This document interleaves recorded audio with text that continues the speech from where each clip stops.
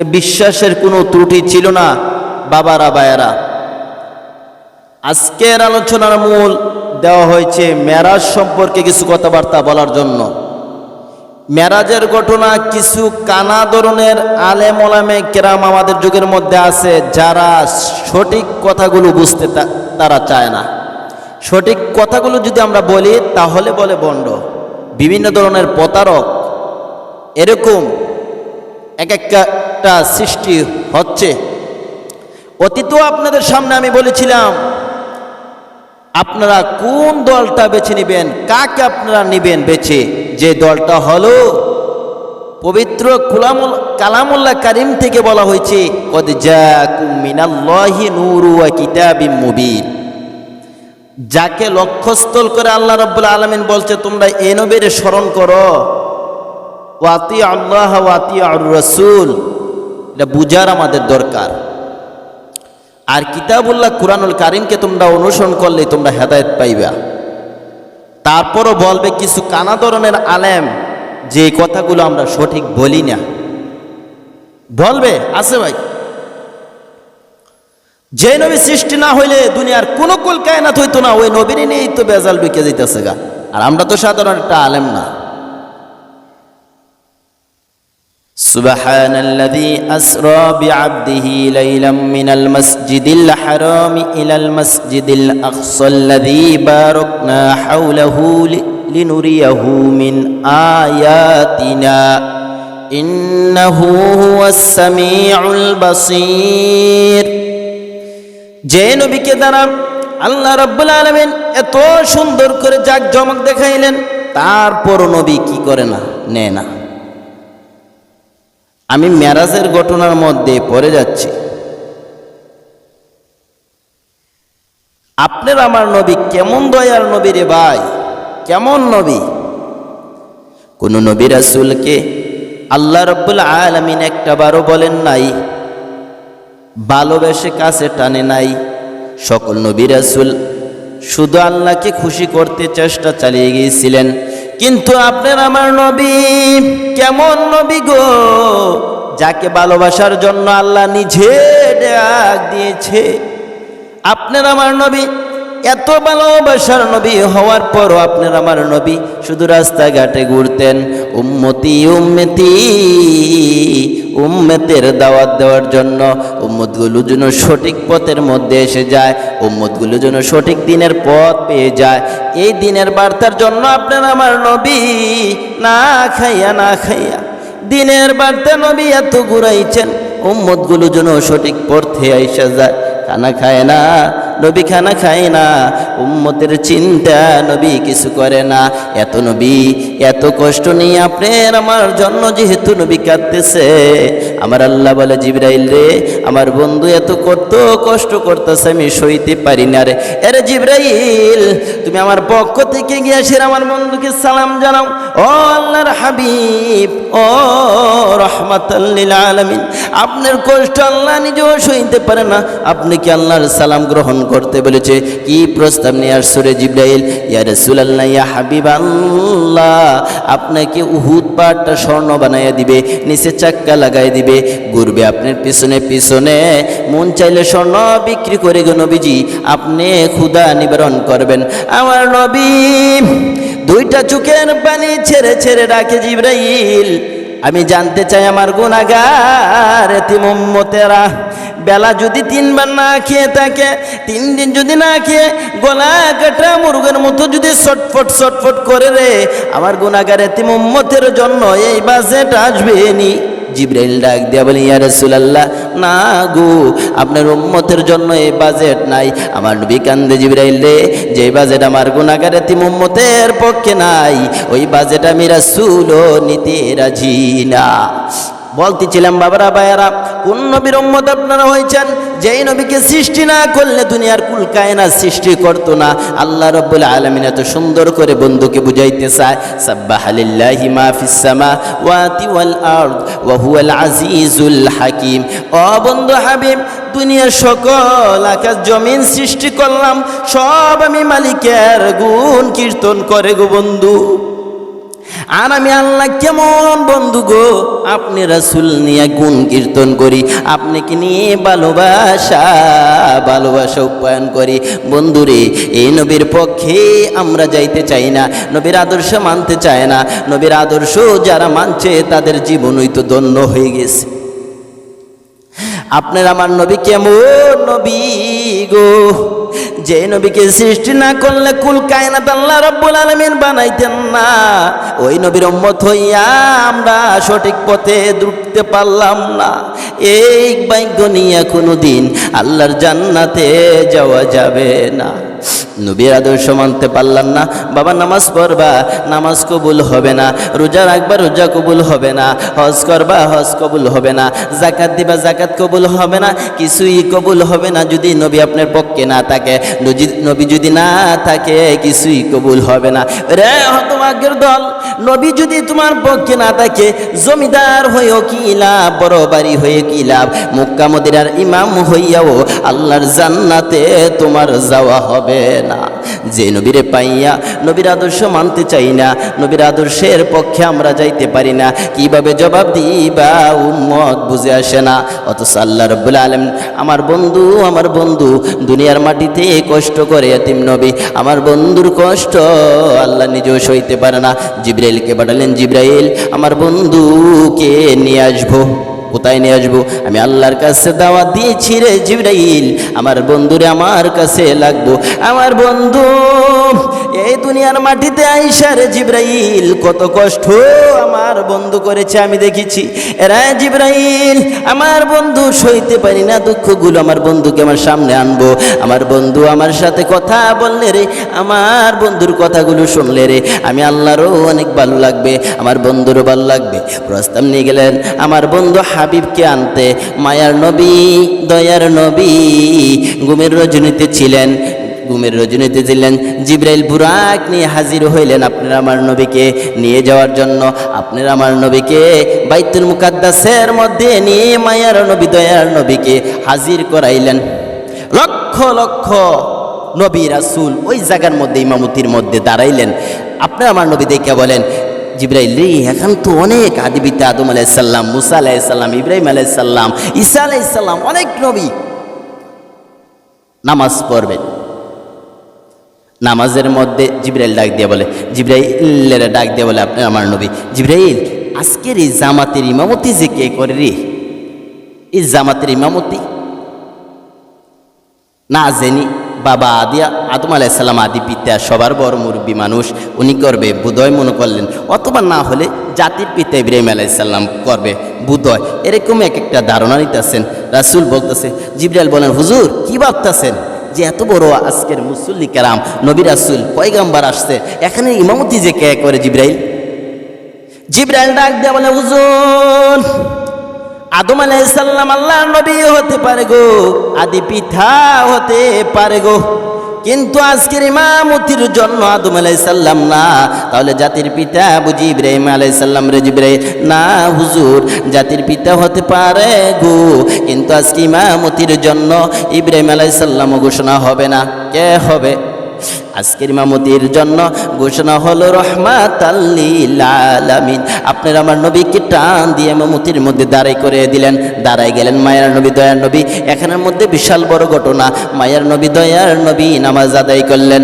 নামাজ আদায় কইরা মায়ার নবী ওই দয়ার নবীজিকে বুরাক দিয়ে নিয়ে চললেন। জিবরাইল আকাশের মধ্যে প্রথম আসমান খুলিয়া দিলেন দরজা। আপনার আমার নবী রহমাতাল লিল আলামিন আসতেছে, শত শত ফেরেশতা নবীদের সাথে সাক্ষাৎ। মায়ার নবী, দয়ার নবীর সাথে বাবা আদম আলাইহিস সালামের সাথে সাক্ষাৎ হলে আদি পিতা আদম আলাইহিস সালাম ডাকতেছেন, নবীজি আমার হুজুর, আমার সালাম পুত্র নেও, আল্লাহর কাছে পৌঁছা। খুব সুন্দর মুলাকাত আল্লাহ নবীর সাথে করলেন, কথাবার্তা বললেন, বিশাল বড় কাহিনী। তারপর সপ্তম আসমান ইব্রাহিম আলাইহিস সালামের মধ্যে উঠলেন, ইব্রাহিম আলাইহিস সালামের সাথেও কথা বললেন, সালাম নিলেন। সকল নবী রাসূলের সাথে মায়ার নবী, দয়ার নবী সাক্ষাৎ করলেন, কথাবার্তা বলতেছেন। ইদ্রিস আলাইহিস সালাম দেখতেছে, ঘুরতেছে, মায়ার নবী, দয়ার নবী ডাক দিয়ে বলে, ইদ্রিস তোমার তো ভাগ্য অনেক ভালো ইদ্রিস, তুমি সসম্মান আল্লাহর জান্নাত দেখছো, ঘুরছো, নাজ নেয়ামত খাইছো। ইদ্রিস আলাইহিস সালাম ডাকি, ইয়া রাসূলুল্লাহ, নবী গো, আমি ইদ্রিস যদি নবী না হইয়া গো আল্লাহর বন্ধু গো, আল্লাহ আর নবী আখিরি নবীর উম্মত হইতে পারতাম, আমার মন ভালো হয়ে যাইতো। কি বলো ইদ্রিস? ইয়া রাসূলুল্লাহ, জান্নাতের মধ্যে গিয়েছি, কথা ঠিক, হ্যাঁ, কিন্তু জান্নাতের মধ্যে গিয়ে দেখে আমি বলছিলাম, আল্লাহর নবী জান্নাতের দরজা খোলো, দরজা খোলো, দরজা খোলে না, দরজা খোলা যাবে না। কেন খোলা যাবে না? আখিরে নবী দরজা উম্মত নিয়ে না আসা পর্যন্ত দরজা খোলা হবে না। আমরা তো বললাম সেই নবীর উম্মত। কি বলো? সসম্মান জান্নাত দেখতে চায় না, জান্নাত তো পায় না, আল্লাহ নবী হইয়াও এই নবীর উম্মতের জন্য চেষ্টা করে, উম্মত হইয়া করলাম কি হিসাব মিলাও না। এবার ইদ্রিস আলাইহিস সালাম সাক্ষাৎ হয়ে মুসা কালিমের সল্লায়, মুসা কালিমুল্লাহর সাথে সাক্ষাৎ হইলেন। যাও যাও আল্লাহর নবী, মারহাবা, যান গো আল্লাহর বন্ধু আল্লাহর দরবারে। সকল নবী রাসূল পয়গাম্বররা খুশির সংবাদ দিতে রাখলেন, সকলে খুশি হইতে রাজি হয়ে গেলেন, আল্লাহর নবীকে সালাম দিতে রাখলেন। জিবরাইল নিয়ে যাচ্ছে, হঠাৎ করে তাকাইয়া দেখে মায়ার নবী, দয়ার নবী, উম্মতের দরদি, গুনাহগারের বন্ধু, আল্লাহর জান্নাতের সিদরাতুল মুনতাহার কাছে গিয়ে হাজির হয়ে গেলেন। জিবরাইল ইশারা গিয়া, রাসূলুল্লাহ, আল্লাহর বন্ধু গো, নামুন, নামুন গো আল্লাহর বন্ধু, নামুন, এখান থেকে আইসা নিবে আপনাকে আল্লাহ, আর সামনে আমি যাইতে পারবো না। জিবরাইল ডাকে, আর সামনে যাইতে পারবো না। আমার নবী ডাকে, এ জিবরাইল, তুমি আর সামনে যাইতে পারবা না? ইয়া রাসূলুল্লাহ, আমার সামনের ক্ষমতা নাই, যাইতে পারতাম না গো নবীজি। কি এখানের মধ্যে এসে শেষ তোমার ক্ষমতা? শেষ, এখান থেকে আল্লাহ নিজেই আপনাকে নিবে, থাকেন নবীজি। ও এই তুমি কি এই জায়গায় সেই তুমি জাতির পিতা ইব্রাহিম আলাইহিস সালামের কাছে বলতা, হে ইব্রাহিম নবী, আপনার কোনো আবদার থাকলে বলেন, আমি আল্লাহর কাছে বলে দিব, আল্লাহর কাছে বলবো আপনার কথা, এখানেই সে বলতা? ইয়া রাসূলুল্লাহ, আমার এখানেই ক্ষমতা, আর সামনে যাওয়ার ক্ষমতা নাই, কথা বলার সুযোগ নাই। ও এখানেই এই মাঝে মাঝে ইব্রাহিম আলাইহিস সালামের সাথে সাক্ষাৎ হইলে, কথাবার্তা বললে বলতেন, এই কোন কথা আছে নবীজি, আমি আল্লাহর কাছে বলবো। কিন্তু এ নবীর তো জিবরাইলও অক্ষম, যাইতে পারতেছেন না, সামনেও কথা বলতে পারতেছেন না, শর্মের একটা বিষয়। আমার নবীটাকে, ওই জিবরাইল, তুমি তো ডাক দিছিলা ইব্রাহিম আলাইহিস সালামের কাছে, এখানে সে বাহাদুরি করছো, তোমার কোনো দাবি আছে না, আমাকে বলো, আমি তোমার পক্ষ হইতে বলে দিব। জিবরাইল দুইটা চোখের পানি গাল বেয়ে বেয়ে ছেড়ে দিয়েছে। ইয়া রাসূলুল্লাহ, ইয়া হাবিবাল্লাহ, হুজুর, আমার একটা দাবি আছে গো নবীজি, এখন থেকে কিয়ামত পর্যন্ত আপনার যত উম্মত হবে, হুজুর, আমার দাবিটা আল্লাহর কাছে পৌঁছে দিন গো নবীজি। 30,000-এর পথ পুলসিরাতের পথ হবে। ওই দিন আমি জিবরাইল নদীর মধ্যে পাখাটুকু ছড়াই দিব, আপনার গুনাহগার এতিম উম্মতেরা গো 30,000-এর পথ আমি জিবরাইলের পাখার উপর দিয়া তাড়াতাড়ি পার হয়ে যাইবে। আমার আল্লাহ বলে, বন্ধু গো, জিবরাইল হাত বাড়াইছে, দোয়া চাইছে, ও বন্ধু, কথা দিলাম আমি জিবরাইলের দোয়া কবুল করে নিলাম। রে বাবারা, ভাইয়ারাম, আপনার আমার নবীর উম্মত হইতে পারলে এত বড় বাজেট দেওয়া হয় আপনাকে আমাকে, কিভাবে পারলাম গো নবীজির উম্মত হইয়া বেয়াদবি করতাম। মায়ের নবী, দয়ার নবী এখন দাঁড়াইয়া রইলেন, রফ রফ চলে আসতেছেন আপনি আমার নবীকে। বিশাল বড় কাহিনী এখানের মধ্যে। হঠাৎ করে জিবরাইল তাকায় দেখে সিদরাতুল মুনতাহার মধ্যে, গাছের মধ্যে শত শত সোনালী রঙের পাখিগুলো কিচির মিচির করতেছে। আমার নবী ডাক দিয়ে বলে, জিবরাইল রে, এখানের মধ্যে কিচির মিচির করে কি করতেছেন, জানতে চাই পাখিগুলো। জিবরাইল ডাক দিয়ে বলে, হুজুর, এটি সোনালী রঙের পাখি না গো নবীজি, এগুলো হলো আল্লাহর ফেরেশতা। হুজুর, আপনি নবী আসবেন এই জায়গার মধ্যে আল্লাহর কীর্তন থেকে শুনেছেন, আল্লাহর কাছ থেকে। ওই দিন থেকে আপনি নবীর উপর গো রহমতের দুরূদ পড়তেছে। এখন পর্যন্ত আপনি আসছেন নবীকে পাইয়া খুশিতে আনন্দতে হইয়া, ফেরেশতারা দুরূদ পড়ে, উম্মত হইয়া দুরূদ পড়তে পারলাম না। ও নবীর উম্মতেরা, কি জবাব দিবা আল্লাহর দরবারে? হিসাব মিলাও না।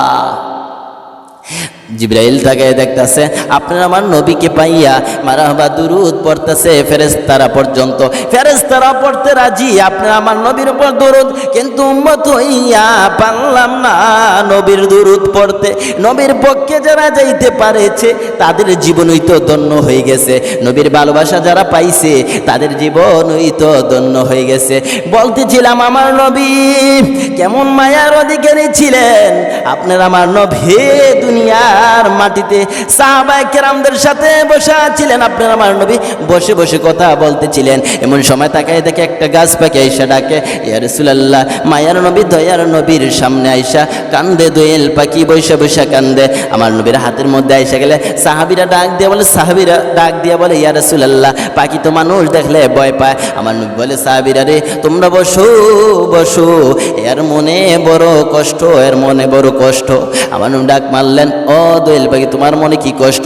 ইয়া রাসূলুল্লাহ, সন্ধ্যার সময় ডাইলের মধ্যে বসলাম নবী গো, এই গাছ পাখিটা আমার পিছন ধরছে, ইয়া রাসূলুল্লাহ আমাকে খাইবে, আমার জীবন শেষ করে দিবে। এই কথা না, আয় কাছে আয়, কাছে আয়, আদর করে দোয়েল দিয়েছেন সাইরা। এবার গাছ পাখিটা দূর মারছে, দোয়েল যেহেতু সারছে আমার বুঝতে হয় এবার সাইজ করবে। এবার সামনে আগায় না, পিছনে যাইতেছে। আমার নবী ডাকে, হে দোয়েল, গাছ পাখি দোয়েল তুমি গেছো গা, দোয়েল তুমি গাছ পাখি তুমি এদিকে আসো। আর হুজুর আমি খাইতাম না, আমার পেট বইরে গেছে গা, আমার পেটের ক্ষুধা নিবারণ হয়ে গেছে গা নবীজি, আমি আর খাইতাম না। আমার নবী ডাক দিয়ে বলে, আরে তোর যে তোর পেটের মধ্যে ক্ষুধা তুই আসোস না, আয়, আমি রাসূলের গাল মোবারক থেকে একটা টুকরা গুস্ত খাইয়া তোর কলিজা ঠান্ডা করে নে। আমার নবী ডাকতেছে, টানতেছে, খা রে গাছ পাখি, তোর যেহেতু ভীষণ ক্ষুধার্ত হয়ে রয়েছ, আয় আয় রে গাছ পাখি, আমি রাসূলের গাল মুবারক থাইকা এক টুকরা গুস্ত খাইয়া তোর কলিজা ঠান্ডা করে নে। গাছ পাখি সুন্দর কণ্ঠে, মধুর কণ্ঠে যেন ডাকতেছে, ইয়া রাসূলুল্লাহ, বুজুর্গ আপনি সুন্দর চেহারার দিকে তাকাইয়া আমি গাছ পাখি না খাইয়া মন শান্তি হয়ে গেছে। বলতেছিলাম পশু পাখিরা পর্যন্ত আপনি নবীর ভালোবাসা পাইলে তাদের শান্তি আইতো, কিন্তু উম্মত হইয়া শান্তি পাইলাম না। কেমন উম্মত হইলাম গো? বলতেছিলাম পশু পাখিরা পর্যন্ত আপনারা আমার নবীকে পাইয়া শান্তি পাইল, উম্মত হইয়া শান্তি পাইলাম না। আমার নবী বসে রইলেন, রফরফের মাধ্যম দিয়ে আপনি আমার নবীকে নিয়ে গেলেন, নিয়ে আল্লাহর দরবারে হাজির করলেন। আপনার নবীকে এত সামনে হাজির করলেন, আমার আল্লাহ বলেন, বন্ধু গো এখানের মধ্যেও দেখলে কেউ দেখে ফেলবে, চলো আজকে বন্ধুর হাজিরা, বন্ধুর সাথে কথা বলবো, প্রেমের আলাপ করব, এমন একটা জায়গার মধ্যে বন্ধু কথা বলবো, দুনিয়ার মানুষ যেন কেউ না জানে, দুনিয়ার মানুষ যেন কেউ না থাকবে। বন্ধু কাবা হুসাইনের একটা জায়গার মধ্যে আপনি আমার নবীকে নিয়ে হাজির করলেন, এমন একটা জায়গার মধ্যে বন্ধুর সাথে আল্লাহ নিজে প্রেমের মহাব্বতের কথা বলেন, সামনে সামনে কথা বলতেছেন। আপনার আমার নবী এত সুন্দর মুহূর্তে, এত সুন্দর আদর্শের মধ্যে, তারপরও আপনার নবী আমার নবী এত সুন্দর মুহূর্তে কথা শান্তি পায় না, শুধু উম্মতের ব্যথায় কান্দে। আমার আল্লাহ ডাক দেয়া বলে, বন্ধু গো এখনো কিসের টেনশন করো বন্ধু, আমি জানতে চাই। আমার নবী ডাক দেয়া বলে, ও আল্লাহ হাবিব, আল্লাহর হাবিব এখানে কিসের ব্যথা বলেন? মাবুদ বড় ব্যথা, প্রভু গো আমার বড় ব্যথা। সকালবেলা যদি উঠা হযরতে আবু বকর আপনার আমার নবীকে না পায়, দৌড়াইবে পাগল পাগল হইয়া, আল্লাহর বন্ধু কই, আল্লাহর বন্ধু কই, আল্লাহর বন্ধুর ব্যথায় নবীজি কাঁদবে। আমার আল্লাহ ডাক দেয়া বলে, বন্ধু গো আপনি নবীকে যখন এই জায়গার মধ্যে আনছি, আমি আল্লাহ দুনিয়ার মাটির মধ্যে সব কিছু বন্ধ করিয়া দিয়েছি, আপনার বন্ধু আসার জন্য আমি আল্লাহ সব কিছু বন্ধ করিয়া দিয়েছি। আজকে প্রেমের আলাপ করব, দুনিয়া সব ঘুমাইতেছে, আপনার আবু করো জানবে না ঘুমাইতেছে, চিন্তা করেন না বন্ধু, কথা বলেন, কথা বলেন বন্ধু, কথা বলেন, কথা বলেন গো বন্ধু, কথা বলেন। প্রেমের আলাপ করে গো নবী মেরাজে গিয়া, হায় রে প্রেমের আলাপ করে গো নবী মেরাজে গিয়া, একা করে দিলেন তারে, একা করে দিলেন তারে জিবরাইল আসিয়া, প্রেমের আলাপ করে গো নবী মেরাজ যাইয়া।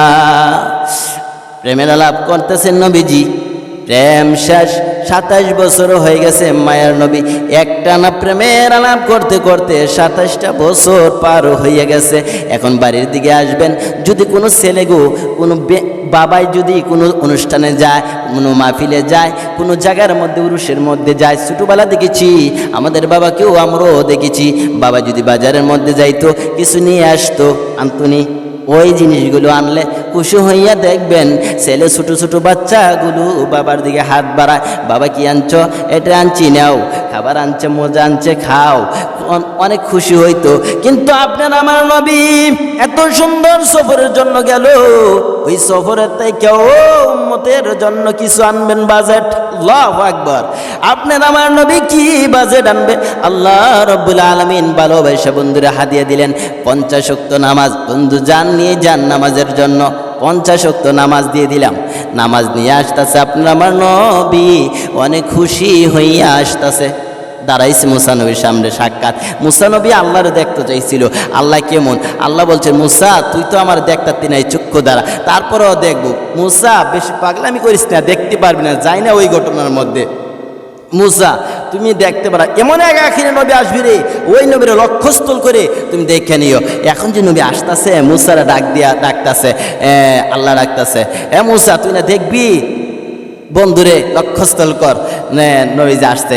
ইয়া রাসূলুল্লাহ, হুজুর আপনি কি পাইলেন বন্ধুর সাথে সাক্ষাৎ করে আল্লাহর সাথে? 50 ওয়াক্ত নামাজ নিয়ে আসছে আমার উম্মতের জন্য। মুসা নবী ডাকে, হুজুর আমার উম্মতের এত শক্তি বাড়ি হইয়া তারাই তো করতে পারে না আমল, আর আপনার তো বাতা ভুরা উম্মত, হায়াত কম, দুর্বল, তারা কি পারবে? কি বলো? আপনি যান, আল্লাহর কাছে যান। আল্লাহ কিন্তু বুঝাই দিতেছে মুসারে, যান। ওই আল্লাহ নবী যাইতেছে, আল্লাহ নবী লক্ষ্য করে গিয়া সেইরা মুসা নবীর সাথে সাক্ষাৎ আল্লাহর দেখে নিছে। সুবহানাল্লাহ। তিয়া আবার 50 যান, 5 ওয়াক্ত মাফ করলাম, আসছে 45। আইসা আবার এবার ডাক দিলেন, ইয়া রাসূলুল্লাহ, ইয়া হাবিবাল্লাহ, কয়েক তো 42 আনছি, এটাও আপনার উম্মতের সম্ভব না, আবার যান। এবার 9 বার নবীজিরে পাঠাইলেন, দ্বিতীয়বার 5 ওয়াক্ত নিয়ে আসছেন। আইসা ডাকতেছে, ইয়া রাসূলুল্লাহ আরো পারলে আর কমান। নবীজি বলে, লজ্জা লাগে, আর সামনে কি আমি পারতাম না। তখন নবীজি আয়েশা পড়তেছে, আপনার আমার নবীকে নূরে মুহাম্মদ সাল্লাল্লাহু আলাইহি সাল্লাম দুনিয়ার মাটিতে আগমন করলেন। সকালবেলা খবর পৌঁছাই দিলেন আপনার আমার নবী। এই খবরটা পৌঁছলেন, আমি তো একটানা 27 বছর মেরাজ করলাম, গমন করলাম, আল্লাহর সসম্মানে জান্নাত দেখলাম, জাহান্নাম দেখলাম, সব কিছু দেখলাম। এই ঘটনা তারা বিশ্বাস করতেছে না কিছু কিছু মানুষ আর কি। তখনই যখন আবু বকর সিদ্দিক শুনলেন যে নবীজি মেরাজ করছে, ঘটনা শুনছে, আবু বকর সিদ্দিক একটানি কথা মেনে নিলেন। ওই জায়গার মধ্যে সিদ্দিক উপাধি, সত্যবাদী বলে তাকে ঘোষণা দেওয়া হলো হযরতে আবু বকরকে। বাবারা ভাইয়েরা, দুনিয়ার মধ্যে কয়দিন থাকবেন আর কি করবেন? নবীজির ঘটনা সকল জায়গার মধ্যে ছড়তাছে। হযরতে আবু জাহেল খবরটা, ঘটনাটা পাইলাইলেন যে শুনছ এর লগে একটা আপনার কামলা আসছিল, বড় লোকের মধ্যে চাকর বাকর থাকে না, ওই চাকর বাকর আসছিল কি কইতাছে, শুনছেন নি হুজুর? আব্দুল্লাহর ছেলে মুহাম্মদ বেটায় নাকি বলে আল্লাহর মেরাজ দেখছে। আবু জাহেল আর কত মিথ্যা কইব, সামনে গেছে মুহাম্মদ বাইস্তা, তুমি বলে এখন আগে তো কবিতা রচনা করতা, এখন বলে সসম্মানে আল্লাহর জান্নাতও গেছো গা? হ্যাঁ গেছি তো, মেরাজ দেখে আসছি, বাইতুল মুকাদ্দাস গেলাম। আবু জাহেল সর্বনাশ, সব দেখছে, এটা তো সব মিথ্যা কথা, বানট কথা বানাইয়া কইতাছে। তুমি যে বাইতুল মুকাদ্দাস দেখছো, কিভাবে দেখছো? দেখাও তো বাইতুল মুকাদ্দাসটা আমার। সামনে কয়টা দরজা আছে বলো তো, জানালা কয়টা? আচ্ছা কোন তো, আপনার আমার নবী কি মসজিদে জানালা করতে গিয়েছিল? অথচ আবু জাহেল তো প্রশ্ন কইরা বইছে, বলো তো। আমার আল্লাহ বলে, জিবরাইল রে আমার বন্ধুরে বলে দে আবু জাহেলের জবাব দিয়ে দিতে, আমার বন্ধু যেন হার না বানায়। এরে জিবরাইল, আমার বন্ধুর সামনে বাইতুল মুকাদ্দাস আয়না বানাইলাম, সামনে তুইলা দে সামনের দরজাগুলো। আমার বন্ধু যেন আবু জাহেলের সামনে হার না মানে, নত যেন না হয়। আল্লাহর বন্ধুরে আল্লাহ কত সম্মান করে। চাচা দেখতে চাইতেছেন? সামনে চাচা 3টা জানালা আছে, 2টা দরজা আছে, তাকায় দেখেন। দক্ষিণে কয়টা? দক্ষিণে 4টা দেখেন, তাকায় লক্ষ্যস্থল করে তাকায় দেখেন পিছনে কয়টা, চাচা পিছনের মধ্যে নাই। চাচা উত্তরে তাকায় দেখেন এতটা। আমার আল্লাহ বলে, জিবরাইল রে আমার বন্ধুরে বলে দে, আমার বন্ধু শুধু জানালা গুনলে হবে না, দরজা গুনলে হবে না, আমার বন্ধুকে বলে দাও আমার বন্ধু যেন কয়টা লট আছে সেই সমতুল্য কথা বলে দেয়। লট কয়টা ততটা বলে দিলেন। যখন আবু জাহেল দেখে পারলাম না মুহাম্মদ, এইবার ওই বেটা কয়, চাচা মুহাম্মদের কীর্তি বুঝতাম না কি কয় না কয়, চলে গেছে বাড়ির মধ্যে গিয়ে সেরা বিবিটা ছিল ধার্মিক আর কি, বিবিকে ডাক দিয়ে বলে, বিবি তুমি কি শুনছো আজকে মুহাম্মদের বেটা কই গেছে, কি কি আবার বাইতুল মুকাদ্দাস গয়নাও শোনাইতেছে, এটা কি কয়, এটা তো বিশ্বাস হয় না। বিবি ডাক দিয়ে কয়, বলছিনি মুহাম্মদ, মুহাম্মদ কইলে কথা সত্য, কথা কোনোদিন মিথ্যা হবে না। তুইও বুঝি তার লগে তাল মিলাস। গেছে মাছ আনছে, মাছগুলো কোট আমি যাই জমিতে, গেছে পুকুর মধ্যে গোসল করতে, ছিল পোশাক বেটার মতো হয়ে গেছে লেডিস মহিলা, রাজার বাসার ছেলে যাইতেছে, দেখছে লেডিস সুন্দর মহিলা, বিবাহ কইরা 4 সন্তানের মা হয়ে গেছে গা। আবার গেছে হঠাৎ করে আল্লাহর কুদরতে গোসল করছে, গোসল আবার বেটা হয়ে আইছে, এবার বাড়িতে আইয়া দেখে বিবিরে মাছ ই করতেছে, কি বিবি তুই এখনো মাছ করতেছ, আমি 4 সন্তানের মা হয়ে গেছি গা। বিবি কয়, কেউই পাগলের দলের মধ্যে আইসি রে, মিথ্যা কথা কি কয়, তুই বিশ্বাস করিস না। এবার বিবি ডাক দিয়া বলে, বেটা শুনে নাও, যদি আব্দুল্লাহর ছেলে মুহাম্মদ ওই রাত্রের অল্প কাহিনীর মধ্যে 27 বছর মেরাজের রাত্র, তাহলে সঠিকই হয়ে গেছে গা। বাবারা ভাইয়েরা, হক কথা তো তারা বুঝতে চায় না, সঠিক পন্থায় তো আসতে চায় না, শুধু পারে মারামারি করতে, হুজুরদের বিরুদ্ধে কথা বলতে। সঠিক পন্থার মধ্যে রাসূলের আদর্শের মতো তো আমরা চলি না। যদি রাসূলের আদর্শ মানতে পারতেন, যদি হক্কানি ওলি হইতে পারতেন, যদি হক্কানির পক্ষে যাইতে পারতেন, আমার রাসূল এই উম্মতের সঠিক পন্থার দিনের দাওয়াত দেওয়ার জন্য 63 বছর জিন্দেগিতে নবী কাছে কোনো ভালো বিছানা শুয়ে নাই, ভালো পোশাক নবীজি পরিচ্ছন্ন করে নাই, শুধু উম্মতের জন্য নবী টেনশন করছে। একটা বারও ভালো পোশাক পরে নাই, একটা বারও ভালো খাবার খায় নাই, শুধু আপনার আমার চিন্তায় নবী ঘুরতেন, শুধু ঘুরতেন। মা আয়েশা সিদ্দিকা রাদিয়াল্লাহু তাআলা আনহা বলেন, পৃথিবীর মানুষে আমি কার কথা তোমাদের মাঝে আজ বলবো, এমন নবী কান্দে রে, এমন নবী কান্দে রে, এতিম নবী এমন কান্দে রে, কান্না দেখে আমি সইতে পারি না। আমি ডাক দিয়ে বলি, ইয়া রাসূলুল্লাহ কার ব্যথায় কান্দেন গো, কার দুঃখে কাঁদেন? আমার নবী কোনো কথা বলে না। যখন মা আয়েশা নিজেই ডাক দিয়ে বলেন, ইয়া রাসূলুল্লাহ হুজুর বুঝে ফেলেছি, বাবার কথা মনে হয়ে গেছে গো নবীজি, বাবার একটা নজর দেখেন নাই, বাবার ব্যথায় বোধহয় কাঁদেন। আমার নবী ডাকে, আয়েশা রে আমি বাবার ব্যথায় কান্দি না, আমি কান্দি আমার গুনাহগার এতিম উম্মতের জন্য। যে নবী আপনার আমার জন্য, আপনার আমার জন্য যে নবী কান্দে বিছানা শুয়ে শুয়ে বালিশ বিছায়, বলুন গো বাবারা ওই নবীর পক্ষে যাইতে রাজি আছেন কিনা? এই নবীর পক্ষে যারা ঢুকতে পারছে, নবীর আদর্শ যারা মানতে পারছে, তাদের মনে কোনো দুঃখ ছিল না, তাদের মনে কোনো কষ্ট ছিল না। নবীর আদর্শ যারা মানতে পারছে তারাই তো ওলি হইতে পেরেছে। নবীর আদর্শ যারা মানে নাই তাদের মধ্যেই তো বিপদের ছায়াচ্ছন্ন দেখা গেছে। নবীর উম্মত যদি সঠিক পন্থা হইতে পারতাম, আমাদের মধ্যে এই বিপদের ছায়া রক্ষস্থল দেখা দিত না। পারলাম শুধু বানোয়াট কথা বলতে। আজ আমি যে কথাগুলো বলতাছি এটা কোরআনের আগে সত্য কথাগুলো আপনাদের সামনে বলা হচ্ছে, অথচ এর মধ্যে কিছু আলেমের দল আছে, বাবারা বলবে যে হুজুর এই দলের মধ্যে ওই দলের মধ্যে বিভক্তি একটা কারণ, সুতরাং আমাকে কোনো দলের মধ্যে বিভক্ত করো না। এটা হকপন্থী কথাগুলো, এটা সঠিক কথাগুলো, এগুলো আমরা বলতে চাই না। তারপরে এগুলো বলতে হয় উম্মতের জন্য, উম্মতের বুঝাই দেওয়ার জন্য, উম্মতগুলো সঠিক পথার মধ্যে আসার জন্য। এর ব্যতীত আমার কোনো আর দল নাই। আল্লাহ রাব্বুল আলামিন প্রত্যেকটা মুসলিম ভাইদেরকে এই মেরাজের আমলগুলো করার তৌফিক দান করুক। আল্লাহ রাব্বুল আলামিন আপনার আমার জন্য আসসালাতু মিরাজুল মুমিনিন যে নামাজ নিয়ে আসছে, অথচ আমাদের কিছু কানা ধরনের আলেম আছে যে এই নামাজ বলে নাই, নামাজ বলে নাই, অথচ আল্লাহ নবী বলছে কিছু যদি চাইতাম মন চাইতো আল্লাহর কাছে 2 রাকাত নামাজ পড়তাম, নামাজ পড়ে আল্লাহর কাছে হাত বাড়াইতাম, আল্লাহ কবুল করতেন। মহিলাদেরকেও বলি, মা ফাতেমাও কোন কিছু যদি চাইতে মন চাইতো 2 রাকাত নামাজ পড়ে আল্লাহর কাছে দোয়া করতেন, আল্লাহ দোয়া ফিরাইতেন না, ফরিয়াদ কবুল করে নিতেন। অথচ আজকালের মুসলিমের মধ্যে নামাজ নাই, রোজা নাই, হজ নাই, বিভিন্ন ধরনের খারাপের মধ্যে আমাদের নাম। এগুলো নিয়ে কোনোদিন আল্লাহর জান্নাতে যাওয়া যাবে না। বনে ইসরাইল আল্লাহর রহমতে যে মেরাজের ঘটনা, যে মেরাজের কথা বললাম, এই কথার উপর প্রত্যেকটা মুসলিমকে আমল করার সঠিক পথে ঢুকার তৌফিক দান করুক, আমিন। আসসালামু আলাইকুম।